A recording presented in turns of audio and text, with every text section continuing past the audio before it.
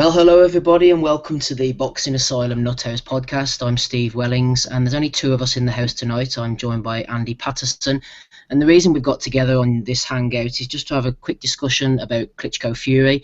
But first, we're going to have a chat about the Lucian Bute James DeGale fight coming up on Saturday night. I'm sure you've all heard the podcast on Sunday when we had Bryn Jonathan Butler on, and we weren't able to really discuss this fight because it ran on a bit, but I'm sure you'll agree with me it was a brilliant podcast on Sunday night.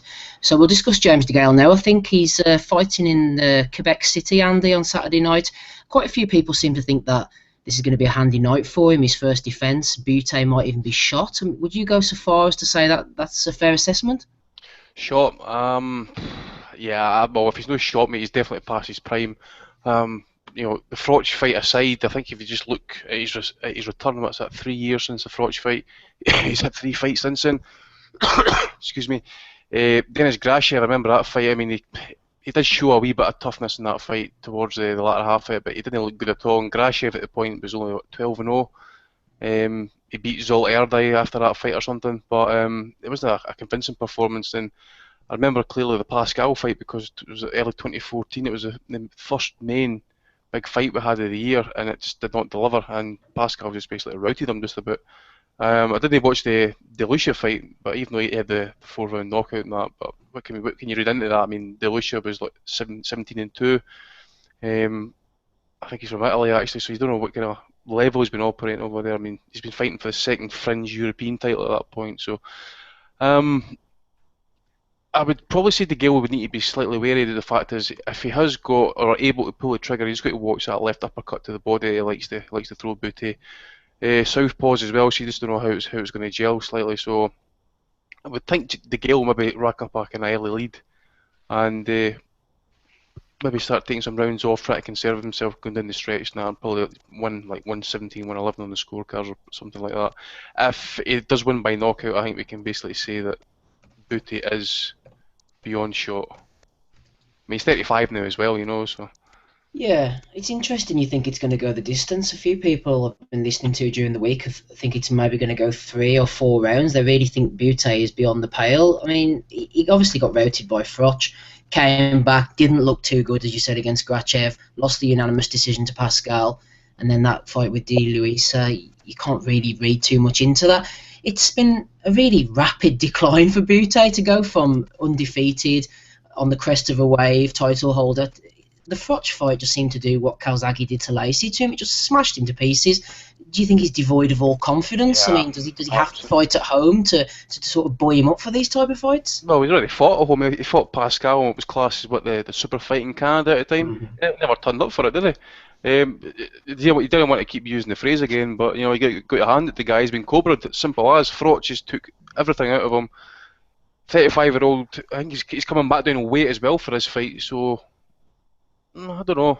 Possibly he could maybe get stopped, but I think DeGale, as I says, he'll rack up early points. I think he'll then start taking some rounds off, try to pace himself. I think. But yeah, he's definitely devoid of all confidence. Like, see, we're getting callers on here now. Yeah, we've got a couple of guys on. We've got Goober and we've got Mark Taylor. Mark, are you there? Mark, can you hear me? I think he's trying. He doesn't seem to be muted, so... Mark, what's happening? Are you there? Are you with us on the asylum? Well, we'll try our best to get Mark on if we can. If anybody else wants to join the hangout, then jump on. It's a pretty light panel tonight, as in me and Andy. So jump on if you want to, guys. I'll tweet the link to it again.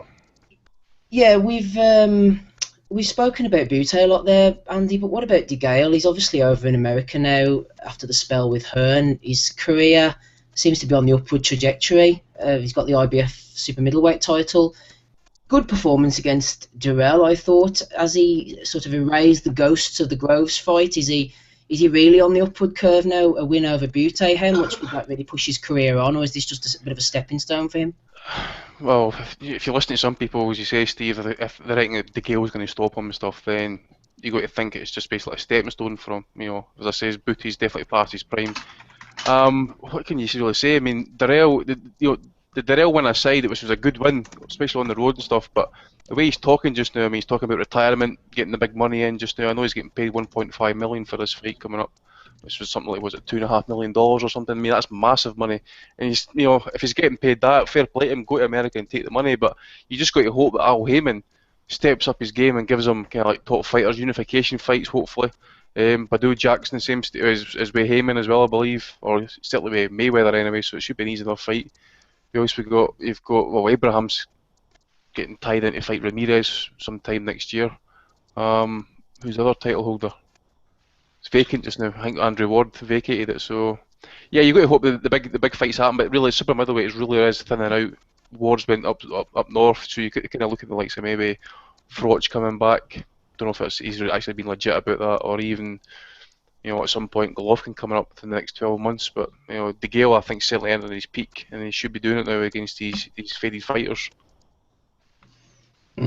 Certainly so. Just going across the water on Saturday night, we spoke about it on the podcast on Sunday there, but things have started to gather pace now on the old Klitschko Fury front. I mean, we've seen Fury singing on the TV, and the rhetoric seems to have got a bit more mild as Fury maybe realises the size of his task, perhaps, and he's starting to just cool it down a little bit now. All the antics are over, the fun and games are over. Pretty much it's going to be 50-odd thousand people in Germany on Saturday night.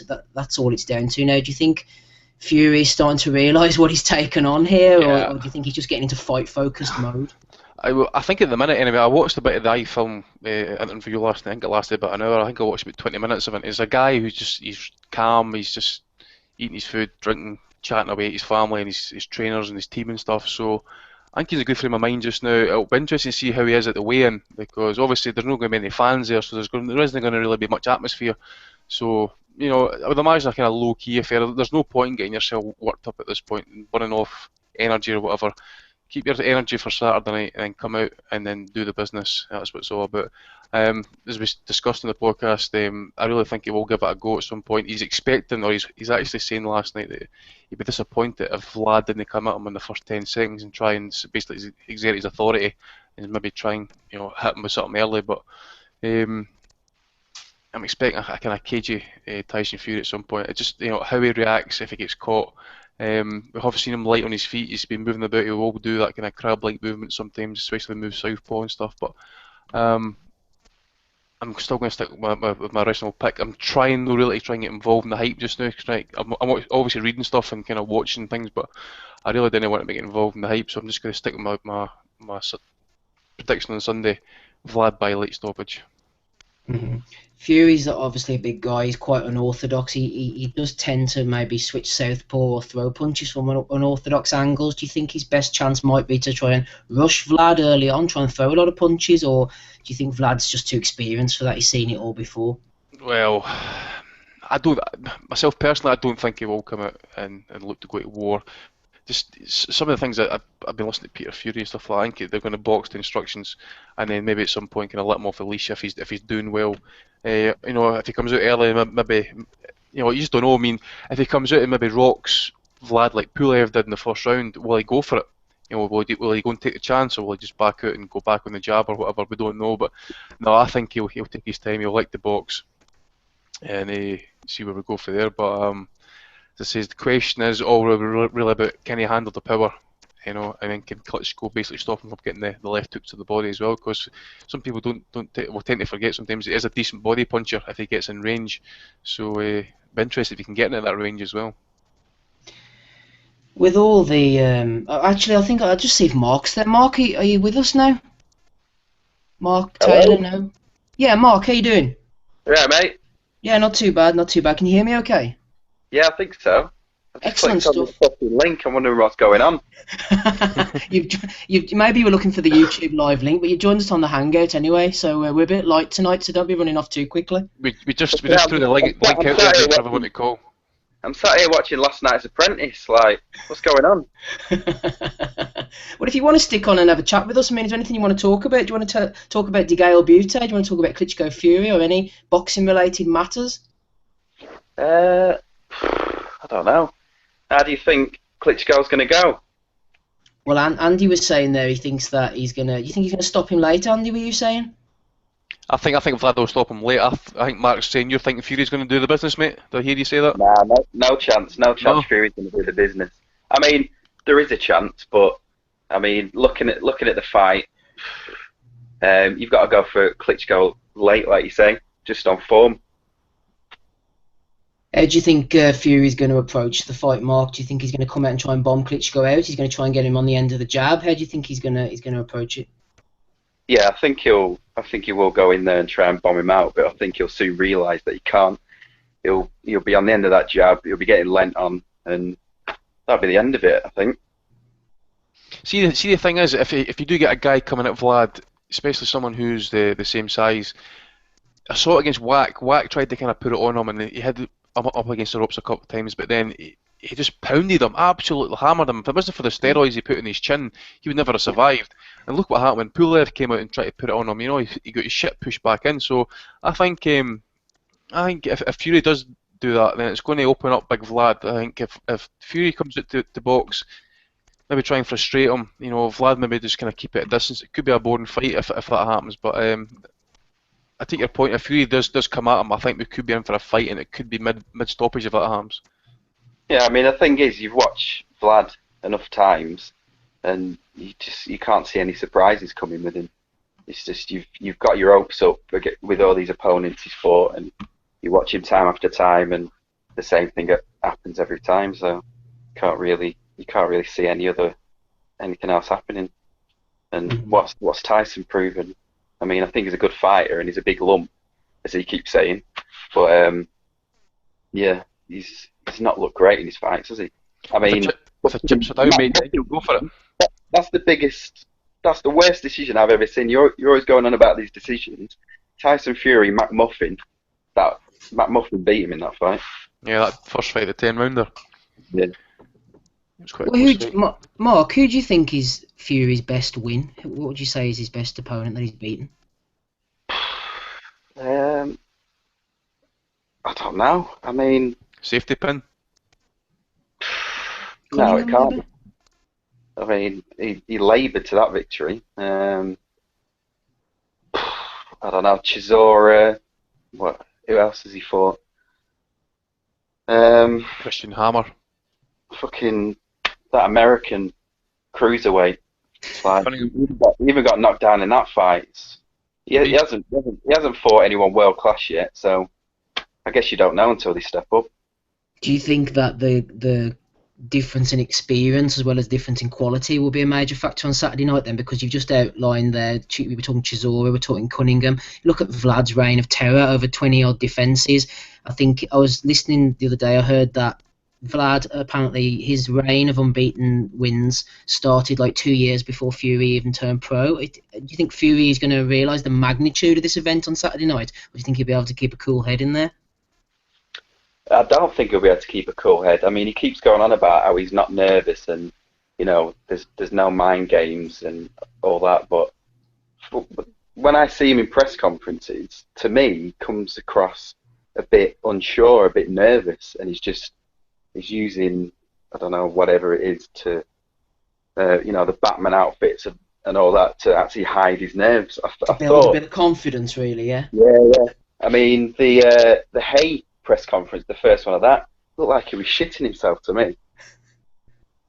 Yeah, that could be a point there. I think there are definitely mental issues, perhaps. I think we've got another guy jumping on the line, Cameron Gillen. Cameron, are you on with us?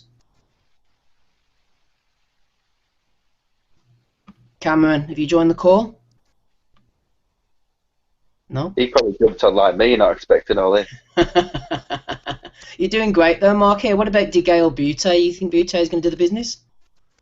Nah, I don't think so. I think DeGale will do all right there. Bute, he didn't leave Canada until he fought Frotch, did he? Is that right? He just flicking down his record here. Yep, I think you're quite Fought right. in Romania once against Patrick Mendy, I think. Yeah, John Paul Mendy fought against in Romania in 2011. Other than that, yeah, didn't seem to leave Canada. Yeah, so I mean, it seems like he was protected a bit until then, and then, you know, Frotch did a number on him. But it was the guy who nearly got knocked out by, was it Andrade? Librado Andrade, yeah. That was a Yeah. shocker, by the way. That fucking That's referee was fucking corrupt as anything. That was like Terry O'Connor the night he saved Cleverly.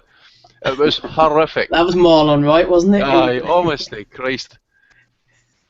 Yeah, so, I mean, and since then he's lost against Pascal, and he's fought a couple of nobodies, I think. So, yeah, I can't see anything other than a DeGale win there. And if DeGale does beat Bute, Andy, where would you like to see him go next? I mean, do you think he's going to come back to the UK, or do you think he should continue fighting in America, or what would you do with him? Well, what's going to happen with Groves? I mean, I think he's fighting January 18th or 30th, I think it is. So we just don't know who he's going to be fighting, and if that rematch is ever even going to be worth the money. I mean, it's not a stadium fight just now and stuff, so there's no point in that. I mean, DeGale, well, the obvious ones, you know, Feigen Boots, that crude guy out of Germany. Patrick Nielsen to Denmark's a possible fight. You know, easy defences, so to speak. You know, Nielsen isn't a big puncher. Feigen Boots is a bit crude and stuff, but he could be outboxed easily enough. That says, mate, super middleweight is really kind of getting thin there. So you're kind of looking at the winner, Abraham Ramirez, Callum Smith if he beats by the Jack, if that fight ever comes off, and that, or you go for the rematch with Andre Darrell, or if that got up to light heavyweight. But what's the point? To him, at present, DeGale, the title is everything for him. So there's no point going up in weight unless he gets a title fight. What about you, Mark? What would you do with DeGale? Would you look to bring him back and try and build a fight with Callum Smith? Does Eddie even have much of a say anymore? Is it all Uncle Al who's calling the shots, really? That's the thing, isn't it? Like, Aaron's putting a brave face on it, but I mean, does he? I presume he gets some money for this fight. Like, he makes a bit of cash out of it, like the Bute fight. I would imagine so. I mean, at least Heyman fighters are getting paid, if nothing else, aren't they? Yeah, I'm not. I mean, I don't know. Like, is it just a case of DeGale's got so many fights left with Hearn, and he's got to, like, you know, finish, and then he's going to move over fully, or is it like, 1 foot in, 1 foot out? A bit of a weird one. I don't really understand it, to be honest. Yeah, exactly. It was all about the money. Yeah. I'll tell you one thing. I got my Quick Frampton tickets through today, which is a funny thing, because, you know, to stop touts, what they usually do with tickets is they don't send them out to the week of the gig or fight. But I've got it within a fucking week of buying them, so I don't know if that's like a mistake to stop these touts, or if it's like StubHub are saying get them out quick so we can fucking sell them all. Have you got them up on StubHub and all as well, yeah, Mark? No, I ain't got them up on StubHub. Now I'm going to go. Well, at least somebody's got a ticket anyway.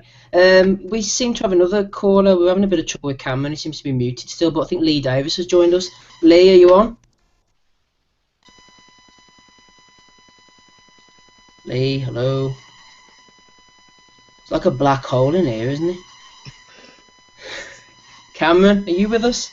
Yeah, I'm here now, yeah. Oh, great stuff, great stuff. What do you want to talk about? We've got Klitschko Fury, we've got DeGale Bute, or just spew your guts out? What do you want to chat about? I'm here for the Klitschko Fury topic because I'm excited for this fight. I've been trying to break this fight down over the last few days, and I've kind of had it difficult because Fury was obviously fought no one at this level, and Klitschko, the only time he's fought someone of this size was Mariusz Wach, and Tyson Fury he's got a lot more attributes than Mariusz Wach, so it's, you know, you don't really know how Klitschko's going to deal with Fury. I know he's a favourite. You don't know how he's going to cope with Fury's style, and you don't know whether Fury's going to... Well, we don't know what to expect from Fury as always, so that's why I'm looking forward to this fight. It's full of unpredictability.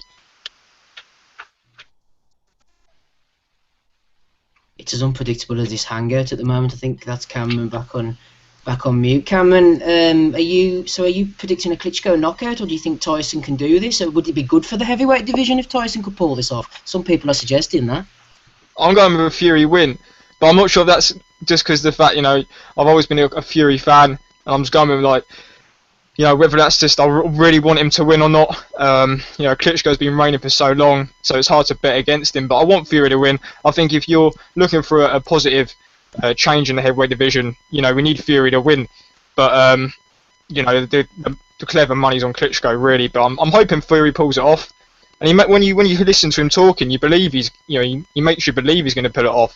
So let's have to wait and see. I'll be buying the pay-per-view. It's not often I buy the pay-per-view, but I'll be buying it this weekend. Might not go down with some people, but I'm going to buy it. And suppose if Fury can get the victory, we've got David Haye coming back, we've got Anthony Joshua on the scene, we've got Deontay Wilder holding the title. Provided Fury wins and there's not the rematch clause initiated, which there probably would be, do you think with Klitschko out the way, this just opens up the division and we have a lot more exciting fights? Oh yeah, definitely. I think if Fury wins this fight, that Wilder fight's huge in the US or in the UK, and I think that's the fight that will happen. I think they've kind of hinted that that's the fight they'll be going for after this. If they do beat Klitschko, they want Wilder, and then if Joshua keeps winning, Haye gets up a few wins and shows he's got something left. There's some big fights out there that can be made, and obviously the thing is, if Klitschko wins, how many people would you favour against Klitschko? You'd favour him against a lot of them, whereas if Fury wins, there's not that sort of certainty that he's going to win every fight. So that's what makes it interesting if Fury wins, because there's going to be that level of unpredictability, and obviously it's going to be harder to pick a winner of the fights. And obviously you've got a champion who's got all the belts, but you don't know if he's going to be able to beat everyone. Whereas with Klitschko, you never not favour him against anybody he comes up against. And Andy, what about the TV situation? I believe that it's pay-per-view in the UK, as we know, not in Germany, America as well. Again, it's part of regular HBO, I believe. Is there a case to be made really for Sky to be making this pay-per-view, or are they just trying to line their pockets with this other pay-per-view coming in a fortnight's time? Can this be defended? Well, my thoughts on pay-per-view, mate. I don't subscribe to it. I know for a fact that the Germans don't do any sort of pay-per-view whatsoever. The Americans obviously doing the same here this time around about, but I think it's on a subscription channel just like us. But yeah, I mean, I didn't really want to bag on Sky too much because they've won Billy the Week the last 3 weeks running now, so I didn't really want to give them too much shit. But yeah, mate, I think they lie in their own pockets. I mean, they didn't get the Brook pay-per-view, so they have to make something pay-per-view to try and get the money in, Got to try and get the money back for the increase for Formula 1, etc., and losing the Champions League. And do you think they'll jump on the David Haye bandwagon once he gets this Marky Mori character out of the way? They can't, man. They've got. I want to know actually where his fight's going to be shown. Actually, if it's going to be on like Spike TV or whatever it is. But no, Sky won't touch him. A 10-foot barge pole by Johnny on the end of it. No chance. Fair enough. That's one way of putting it. Mark, we've got a few more guys jumping on. So just before I let you go, are you going to be buying the pay-per-view? Yeah, I'm going to get the Klitschko one on Saturday, but obviously not the Dillian White one. I think fair enough. Klitschko Fury. It's a big enough fight to do pay-per-view. But again, it's not like they needed to make it pay-per-view to make the fight. The fight was already there. But yeah, I'll buy it. But just not the December the 12th one. I think that's a fucking disgrace. Exactly. Well, thanks for jumping on, Mark. Even if it was a bit more by accident than design, we appreciate you joining the call. Cheers, mate. Cheers. I think we've got Lee Davis on with us now. Lee, can you hear me? I can hear you. Can you hear me? Yeah, we can hear you, man. Klitschko Fury or DeGale Bute? What tickles your fancy? I'll go for both. I'll start with DeGale Bute if you want. Go ahead, sir. Does any of you actually giving Bute a chance at all? I'm not, unless the guys are. No. I kind of like being watching DeGale's antics in the build-up, and I kind of think he might be really, really overlooking Bute to the point similar when he fought Groves. And I think Bute might have a bit of a chance in this. I think DeGale will win on points. I don't think he'll stop him. I think DeGale will win the decision. Pretty lopsided. Yeah, I definitely don't. I'm going with DeGale, but I think it's going to be pretty close. I think it's going to be quite scary for him in parts, and I definitely think it's going to go to points, and I think it's going to be quite close actually. I think DeGale's really overlooked him. Some of the things he was saying in the press conference as well. Yeah. Yeah, I understand what you're saying there, mate. As I said earlier on there, I think he started talking about retirement. He's talking about pension funds of £10 million and stuff like that. He hasn't fought anyone since he won the title, so is he getting a bit arrogant? Is he getting a bit too big for his boots and stuff? Who knows? But he's getting good money for this fight. He's got a fighter in front of him who's, as I say, he's past his prime. If he's shot we'll find out on Saturday if he gets stopped. I think he's shot if that's the case. But as Cameron says, I said as well, I think it'll go the distance, and you'll probably see. I can see some close rounds. Maybe Bute getting a wee nod of a couple of them, as I says, because I think you'll probably see DeGale taking some rounds off at some point, because he doesn't usually fight at a fast pace as a 12 rounder. I don't think. No. Yes, yeah, I do definitely give Bute a chance. I think as well, DeGale's a completely different fight out of Froch, and Froch like jumped on him as soon as he got a chance. I can't see DeGale doing that. I know he's done it in the past against less opposition, and I still think Bute might have a chance. Do you see anything then in Lee and Bute's recent fights that suggests that he's still got plenty left in the tank? Or he seems to me like a guy who's going through the motions. I just think DeGale's just probably a bit too fresh and a bit too sharp for him. Do you see something in Bute still? No, I don't. It's more in DeGale. I see DeGale taking his foot off the gas and letting Bute into the fight. I think in his recent fight, Bute hasn't done much. I mean, the Pascal fight was awful. The last guy, the Italian, never heard of him. I think it's more leaning towards DeGale overlooking him and giving Bute the openings to get into the fight that I can see happening. And there we are. We seem to have lost the alien interference. Lee, moving on to Klitschko Fury. What's your thoughts on that? Cameron thinks that a Fury win will be good for the division. Would you concur with that? Do you think he's got any chance against Dr. Steelhammer? None whatsoever. I can't see it going past 5. I think Fury knows he's losing as well. When you're watching some of the things he says, you've got the little inconsistencies and stuff that he says. Like, I've heard him multiple times saying it wouldn't be any disgrace to lose to Klitschko. He's the super champion. He's reigned for 11 years. But then he'll see that he's definitely going to beat him. Sounds like someone's just fallen off the table there. Will you be buying the pay-per-view, Lee? No, I'm going to be mates to watch it. Not a fan of pay-per-view, you just don't fancy this one? Do you know what it is? Up until Bellew, cleverly, I'd paid for every pay-per-view Sky done since I can remember. But it's just recently, I just think they're really taking the mick out of it now. Like. Will you be buying the pay-per-view, Lee? I can hear myself coming back, lads. Whenever you come on, if you're not talking, just mute it. If you don't. Lee, is there anything else you want to talk about before we move on here? Because we've got Chris and Philip jumping on the line. No, just crack on. I'll just keep listening. I'll mute myself. Thanks very much. Chris, can you hear me loud and clear? Yeah, how's it going, Steve, mate? Are you alright? Not too bad, thanks, not too bad. Yeah, we've got a couple of things just floating on here tonight. We've got Klitschko Fury, DeGale, Bute. Which one do you fancy? Obviously, I'm a boxing nut. I listen to you guys all the time. I'm interested in both, but I wanted to say one thing different. It's not really, excelling, but I think this is the most I've ever wanted someone to win, but not think they're going to with the Klitschko Fury. I'm going for an early KO. I've said it earlier on Kurt's what do you call it poll. But yeah, I think if he's getting knocked down by Cunningham and these other guys, I just can't see his chin lasting. But hopefully not. I'm praying. I hope he can do it. So I'm going to be watching.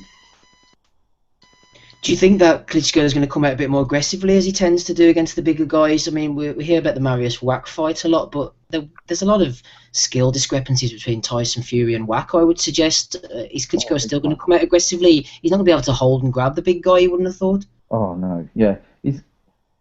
I think the thing that people aren't analysing enough, I don't think, is how pissed off Klitschko is with Fury. His faces in these interviews. He looks like he hates him with a passion, so that might be a good thing or a bad thing. We don't know. We'll find out Saturday, but I think it might be bad. I think he's going to try and kill him, basically. I don't want to use words like that, but I really think he will try and spark him out. But yeah, exciting times. I'm really looking forward to it. That's all I care about. Just good fights like you guys. That whoever wins, as long as it's not boring like the Hay fight, then yeah, all good. Definitely so. Cameron, I believe you want to jump in quickly there and ask a question for the panel. Yeah, I just wanted to get your take on how you think Fury should approach this fight, because I think Fury has to kind of go in there and stab his foot on the fight from the first bell. Dictate the pace, stick the jab, work beyond the jab, because really Klitschko dominates the fights when he fights at a rhythm that he's used to, and once he adapts to the rhythm of the fight, that's when he's at his best. So I think, I know Jennings wasn't competitive in the fight, he wasn't close to winning, but he uses athleticism, and he was kind of competitive. He was making Klitschko work more than he's used to, and Jennings was landing his shots. So I think if he makes Klitschko work a little bit more than he's used to, and take him somewhere, work him down, use his size and strength, and make some room on the inside, I think Fury has a legit shot in this fight. But I know it's easier said than done. Like Chris said, I don't agree with what he said about Fury being chinny because he got knocked down by Cunningham. I think you can only say someone's chinny if they've lost the fight by getting knocked out, because they're getting up and they're coming back up after getting knocked down and they're winning the fight. I don't think you should see someone as chinny. So I think if anyone's chinny in this fight, it's Klitschko. He's the one that's been knocked out. Fury hasn't been knocked out and been kept down. So I just wanted to get your take on how you think actually Fury should approach this fight if he's going to win it. Yeah, well, I was saying earlier to Andy, I think that one of Fury's best chance might be to come out and just start throwing the bombs. He's not a big one-punch knockout artist, though, I don't think, considering his size. But if he can grab hold of Vlad and try and jab and grab the master jabber and grabber, then you never know, Andy. I mean, do you think if Fury does come out throwing the bombs, he's just going to leave himself wide open? And Klitschko's such a technician, isn't he? You can see him throwing those right hands and left hooks. Just bang him out. But then if Fury stands off him and gets on the end of the jab, he might not have a chance there. I mean, what do you think, Andy? Well, if you go back to the Cunningham fight, he got knocked down in the second round because he came out and he's trying to kind of like showboat and just try and take it to him and stuff. And that's how he got dropped, and pretty heavily. He then, he got hurt again. I think it was about the 4th or 5th round. I think it was. He got hurt with a right hand and it did buckle the legs. If you go back and watch the fight, I think it was the 4th round. It was. You see him doing his pie kicks as well with the overhand right. So we know his defence could be slightly leaky. If he stands tall, Klitschko could catch him and stuff. And I think if Klitschko does catch him, especially with a full extended right hand, if he times him at distance, I don't know, man. I just don't think he'll get up. But I don't agree. I don't think he'll come out and try and bomb him out. As I say, I think from what Peter Fury's been speaking, I think they're going to box their plan, and it's going to be box, move, try and hold where possible, but then try and score some points as well. Because you need to remember, I think Tyson's got something like a 4 or 5 inch reach advantage here, so it'd be good if he can try and out jab a jabber basically, which is possible doing. Especially if he mix. It'd be interesting if he can try and even mix in southpaw as well. If he can try and catch, if he can just try and time Vlad's jab, switch stance, and then just pop in the left hand, straight left hand in the middle and stuff. You don't know, it might buzz Klitschko. It might hurt him enough to put him down. You just don't know. Mm-hmm. Chris, if Fury does come out in the southpaw stance, do you think he's just primed for those right hands the way Tony Thompson was eating them? I mean, what would you do if you were in his corner? What would your strategy be for Tyson? Yeah. Did you watch the airport workout today? I haven't seen it. No. Oh yeah. Well, yeah. IFL did. Coogan's just been basically sitting in the airport all day watching everything that Tyson said, and he looks really light on his feet, Tyson. I think he might be clever and try and avoid that big right. He looks really like he was dancing in the ring. They were playing jazz in the airport, and he just looks like so laid back. He was going to fall asleep. So I don't know. Yeah, he might eventually later on. He might get a bit tired. Depends on his fitness, and then he might suck up a big right hand at the end. But we'll see. I'm still going with KO3. Really, as early as that, yeah. Yeah. Well, you know what? Everything I ever predict is wrong. So I'm going KO3, Klitschko, and Bute to win because it's in Canada. Mm-hmm. So that probably a total reverse of that will happen. So. Well, it's funny you should say that about the Klitschko fight. I've been wavering. I thought at first he was going to knock him out in about 6 or 7 rounds. Then I thought maybe Fury could take the bombs and maybe even be competitive to a decision loss. But I was listening to another podcast today, and I'm starting to think now, I think Vlad could catch him and knock him out in the second round. I suppose at least it's a fight where we can have these sort of mixed emotions, and you're not just saying, yeah, this is going to happen. At least there's a bit of interest finally in the heavyweight division. I think it's 50-50. No. Yeah. No. Maybe not so much. maybe 60-40, 70-30, but yeah. I hope it's 50-50. Like, we're all the same. We just want to be entertained. We just don't want a snooze fest. That's all we care about. As long as it's like a good night of boxing, that's all we care about. So, especially if you want a good night of boxing as well. Probably the best thing could happen here is for Fury to win. Yeah, absolutely.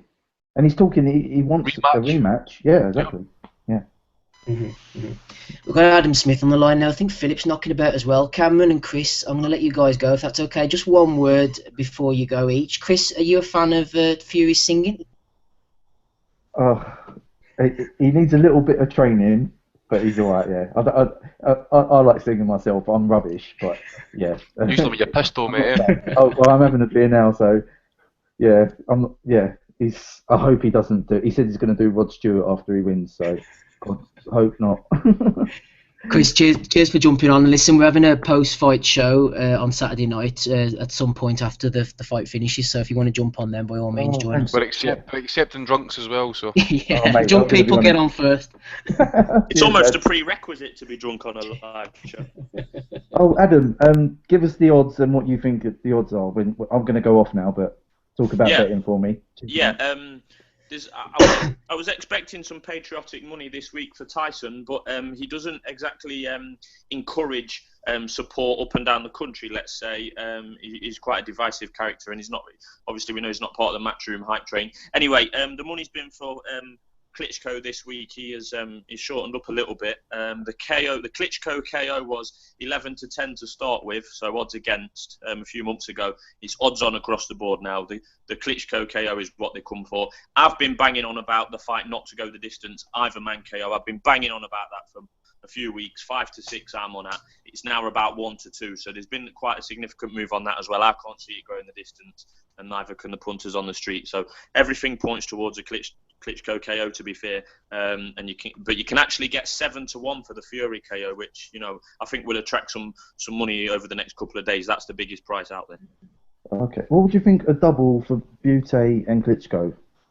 I would no. Bute has got no chance of winning. Bute will not be winning this weekend under any circumstances. I won't back it. If I went out the front door now and I found a tenner on the floor, I would not put it anywhere near Bute. Even with the Canada thing, no?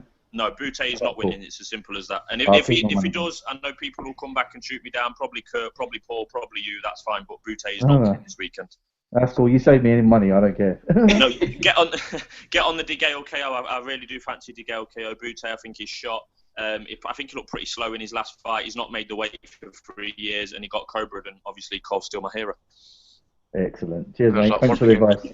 Thanks for jumping on. Cheers, Chris. All right, take care, lads. Bye. Thank you. Bye. Oh, I've butted in a bit there, Steve. What have I missed? No, that's no problem. Just before we jump on, Cameron, thanks for joining us. I'm going to let you go if that's okay. Cheers. Thanks. Yeah, no problem. Fury's going to win this weekend. Take care. Cheers, Cameron. Adam, you. One of the main reasons we bought this hangout to play tonight was because you jumped in with a line on Sunday night to discuss the DeGale Bute fight. We didn't have time then, obviously, to do it. So the floor is yours. I mean, what are you thinking? Yeah, well, like I say, I just think Bute is shot. I just honestly do. I think let's concentrate on DeGale. Obviously, he's on a high. He's injury-free. We've seen him improve. I think his first injury, and he's been honest about it. I think DeGale's first injury-free fight was against Brendan Gonzalez at Wembley. Obviously, he won by knockout there. Then came Periban, who was a disaster himself. Missed the weight, etc. But DeGale impressed there. I mean, and you've got to say that DeGale, you've got to take you out of to him for winning in America against Durrell. I know it was on neutral ground in terms of it wasn't in Durrell's back garden, but it was still in America. He folded him in off. He put him down. It looked a big knockdown at the time. And obviously, it sounds like DeGale took his foot off the gas a little bit later in the fight, but he won. So the credit's there. He is one of the best super middleweights in the world, and I think that this weekend he's out to prove it. I think him and Jim McDonnell, they have. I know a lot of people talk a big game, but I've watched the press conferences. I've watched what DeGale's saying. I've watched what Jim McDonnell's saying. They've both got previous for chatting rubbish, but so have most people in the game. But they are confident this week. They are confident of a KO. I think Bute's shot. Like I say, he's not made the weight for 3 years. He has been cobra'd, which it's very hard to recover from, and I'm proud to say that. And I just think he looked slow. Bute's last fight obviously was meant to win. I just think he looked really slow. He was lazy with his left hand. It wasn't because Bute before the Froch times could throw. Obviously he was pretty powerful, good knockout ratio. Was throwing like wicked left hands, singles as part of combinations, nice and straight, nice and quick. I thought he looked slow at time against that De Luca or whatever his name was, the Italian. So I think this is DeGale's coming out party, and I'm big on the DeGale KO, to be honest. And what do you guys think? Yeah, for me, DeGale KO definitely. Andy, you think it's going to go distance, don't you? Yeah, I think it's going to go distance, mate. As I say, I've said a couple of times, I think you'll probably see DeGale pick up the first few 4 or 5 rounds, and then he'll maybe take some rounds off, conserve stamina. As I did say as well as Adam, I think if he does stop Bute, I would say he's shot. I would probably say he's definitely past his prime. Whether he's shot or not, I think we'll find out Saturday night. Yeah, we are going to find out, but I think especially from a betting purposes, you have to get on board at the start of the curve. I think Bute's shot to pieces. I really do. And like I say, I might be proved wrong. I really have laid it on the line this week. I fancy either man to win by KO in Germany, and I fancy DeGale to win by KO strongly. I've been wrong more than often before, and so bring on the hate on Sunday morning when I wake up, I imagine. I think it'll be as long as that. Okay, Craig Jones is on the call. I'm not sure whether Craig is here to chat to us or whether he's accidentally wandered in through the wrong door. Craig, are you here? Yep, if you can hear me. Yeah, we can hear you. Go ahead. I did wander in through the wrong door. But if Fury's made a load about staying with Mick Hennessy and all that this week, going, he stayed with him even though he was trying to get poked by Eddie Hearn and everybody else. Because I don't think he's going to lose. After he loses, how do you think he can sort of rebuild his career when they can't attract any decent opposition for him on like Channel 5? If you look down his record, he's got nobody. Do you think he's just going to become an opponent, meaning they're going to serve him up as a sacrificial lamb to Joshua or something? I just can't see. I think one of the reasons why he'll lose is because he's not fought anyone near world class. And he's not fought anyone near world class because Channel 5 can't pay the opposition any decent money. It's like they can't even get Hughie Fury an opponent for this Saturday. So I don't see how he goes on to rebuild, because that problem will just stay with him if he stays where he is. Well, we asked the question earlier, actually, Craig. Who's Fury's best opponent? Who would you say? Probably Chisora, possibly. Which one? First version. First version, yeah, first version. I think He was like fucking 40 pounds overweight, though, wasn't he? Yeah, he was. Yeah, I'm not saying it's a good opponent. I'm just saying it's possibly the best that he's got of a sort of a crap selection. It's a strange situation. Firstly, because I was baffled that Mick went and signed a 3-fight deal with Warren for Fury. I mean, I remember the first Chisora fight, correct me if I'm wrong, did over 2 million views on Channel 5. I think it was the first program boxing on Channel 5 probably ever. It was hardly, boosted, on the street beforehand, and it did that massive numbers. I mean, I'm not saying for 1 minute that Channel 5 could have got the Klitschko fight. But imagine if they'd have built it from that Chisora 1 fight to today, it could have been absolutely huge. And that decision for Hennessy to go over to Box Nation with Fury for one opponent in Chisora, basically, that's what it was. But to carry on with, Blackledge, Blackwell, Keith Galahad, people like that on Channel 5. I mean, the business model there for Mick, I thought, was baffling. But the other problem for Fury as well is, it does need at least 2 or 3 more fights. I think he's going into this fight 2 or 3 fights short at a decent level. The problem is at heavyweight there is no world level, as in a gate. There is no gatekeepers. You go from Steve Cunningham and Derek Chisora to Vladimir Klitschko. Unfortunately, that's just how the division is. But he's obviously had to take the fight because, as Kurt said before, Fury's more famous for fights that haven't happened than fights that have happened. It's not his fault. He is the mandatory. He believes that Klitschko don't want to fight him anyway, so you can't blame him for taking it. But it's not his fault. He could have done with at least 2 more decent fights. It's unfortunate. Well said, Adam. Okay, we're getting a few more guys on now. We're going to start wrapping up soon, I think, lads. But I just heard that. Well, I was just reading there. Actually, apparently they've not got the gloves in yet either. Oh, what's going on about that now? Mick was saying that I think they got sent a pair of gloves apparently they were too lumpy or bumpy or whatever it was, and then I think they're getting the gloves custom made either in Pakistan or India. They still haven't arrived yet. Apparently Team Klitschko are claiming they will be there in time for the rules meeting tomorrow. So I wonder if they're maybe sitting in storage somewhere in Klitschko's bedroom or something, you know?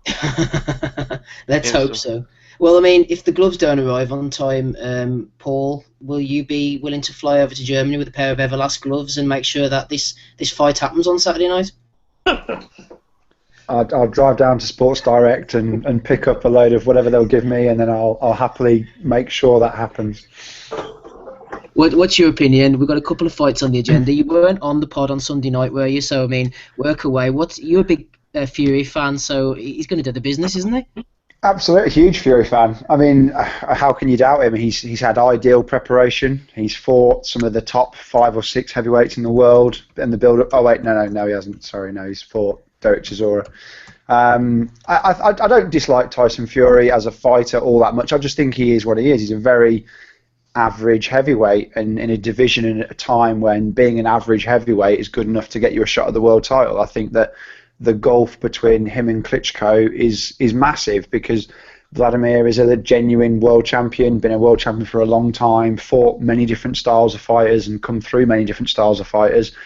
People get quite desperate, and YouTube links to the Corey Sanders fight and things that happened 11 years ago, but you know, there's been a long time since then. I don't see it being mildly competitive. Really? So you think Vlad's going to get the business done in the early part of the fight, the late part of the fight? How long is he going to prolong the agony?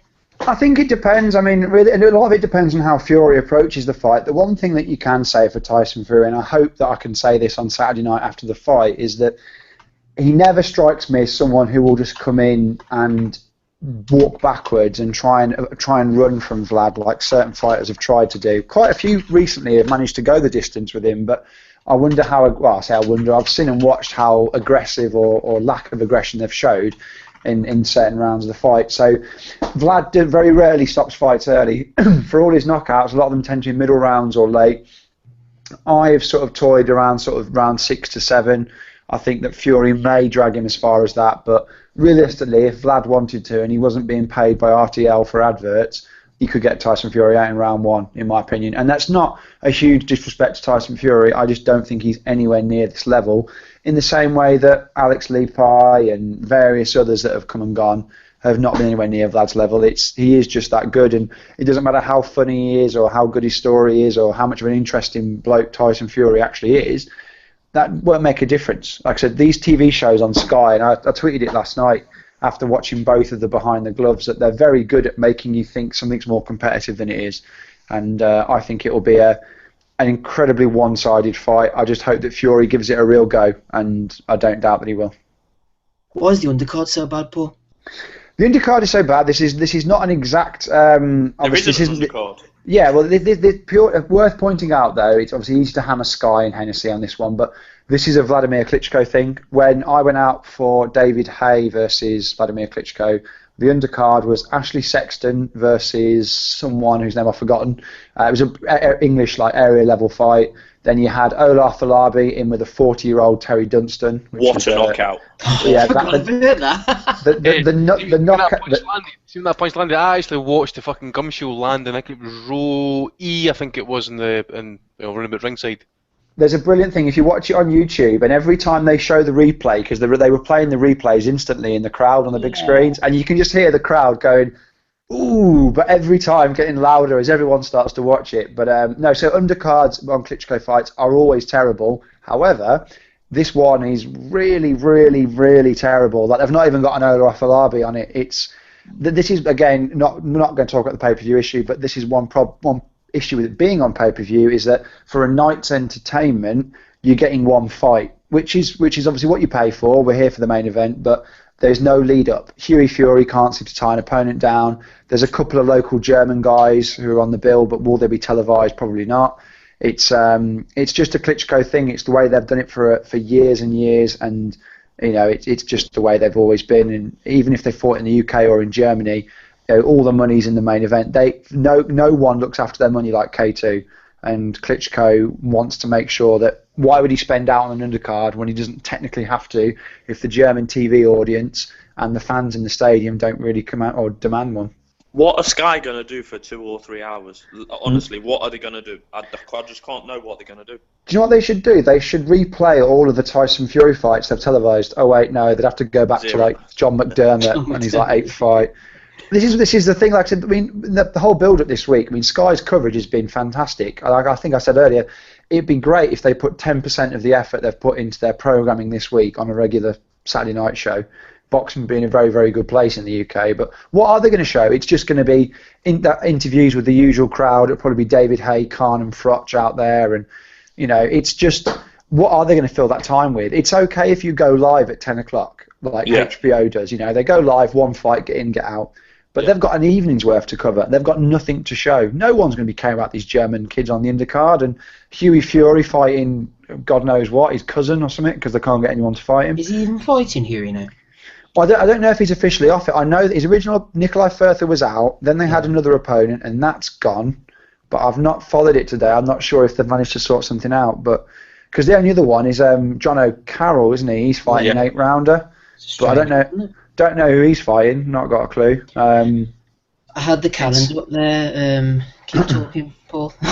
That's right. But yeah, no, it's just like I say. It's the whole point of this is if you've got a main event which is a mismatch on paper, even if it doesn't turn out to be, you never know. Tyson Fury might shock the world and might pull it off. But if you've got a mismatch main event, it'd be nice to have at least something to watch beforehand. I mean, what happens if Vlad knocks him out in the first round? RTE get pissed off. Oh yeah, well they money and run home, I suppose. Yeah, exactly. That's it. That's what I mean. Like I said, RTL will be fuming because they've lost the advert revenue, but people will have been paying money for this. And this is with pay-per-view events. There's always the danger of losing fans, and I think that pay-per-view events can be great and they can win people over, but they can also make people so pissed that they'll never watch a fight again. And we've all got friends who have casual interest in the sport, and we all know that our phones will be bleeping and going if the fight is terrible. And like I said, though, to be fair, there's always with heavyweight fights, I'd rather see Vlad knock him out in a minute than watch Vlad clinch and grab for 12 rounds. I think how good this fight is will massively depend on how Klitschko approaches it more than what Fury does.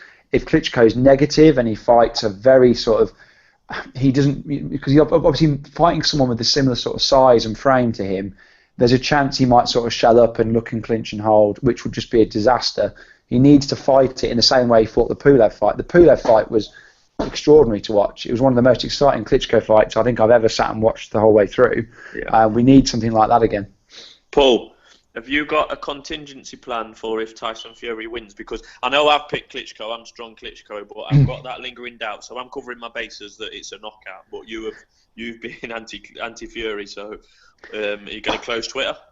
Well, I mean, I've put a thing out the other day saying that if Fury does manage to win, then I had to tell my boss earlier that I'd be an hour late for work because I will go to church on Sunday morning.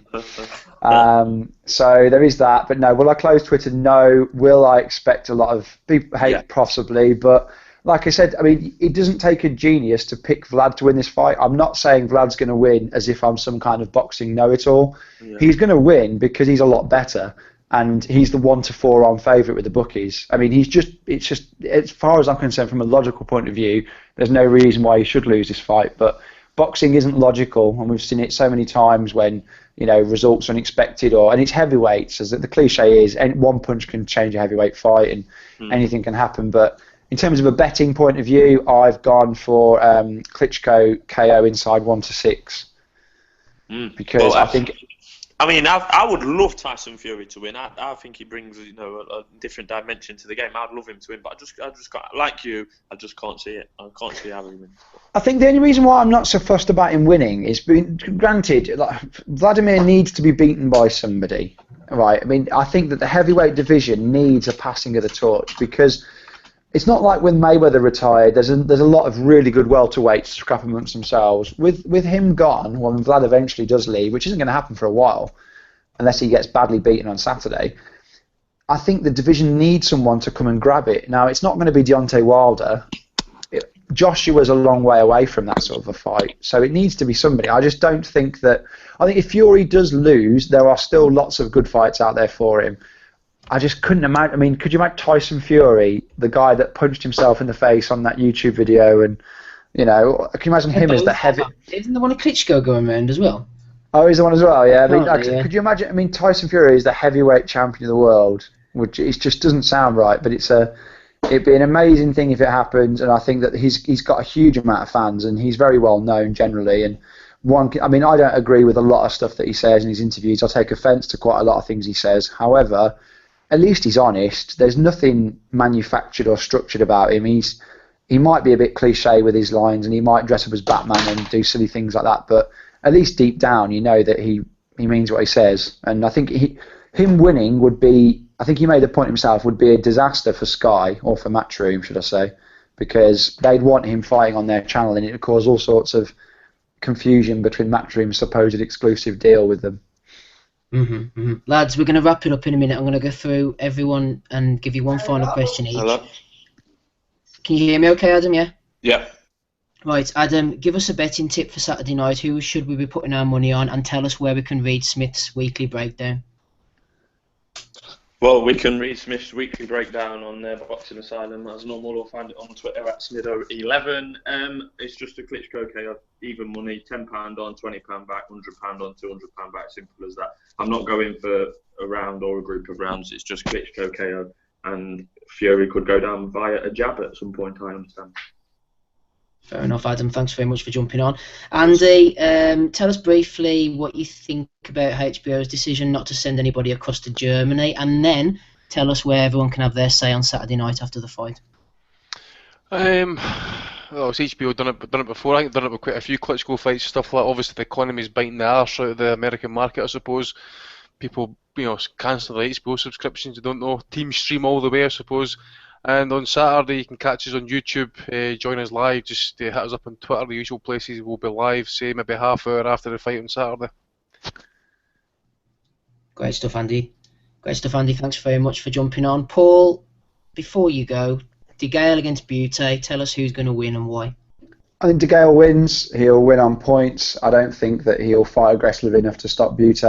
I don't think Bute's shot by any means. I just think that he was never as good as probably people thought at the time, and he's been shown in the way that he fought Carl Froch that there is a style to beat him. But Carl Froch and James DeGale are very, very different fighters. I think that DeGale will just outbox him. I think the scorecards will be closer than the fight will feel, because I think DeGale has a habit of taking rounds off at times. He did it against Andre Jarrell in the last fight, a fight he should have won clearly, but it ended up being quite close. So I think it'll be sort of a 116, 112, 117, 111 unanimous decision for Chunky DeGale. Excellent stuff. Thanks very much. That was Mr. Paul Webb finishing us off there. It's been a bit of an impromptu video tonight, but I hope you've enjoyed it as much as we have. I've been Steve Wellings. Thanks very much for everybody who jumped on tonight. A few new voices and a few familiar ones as well. As Andy was saying, you can have your say on Saturday night after the Klitschko Fury fight, as long as it lasts. We're going to be jumping on the pod. Andy will be resuming the hot seat in one state or another. We'll find out. Don't forget though, guys, to like, share, subscribe and do all the normal things for the videos. And thanks very much for listening. We'll speak to you all soon. Cheers. Team stream.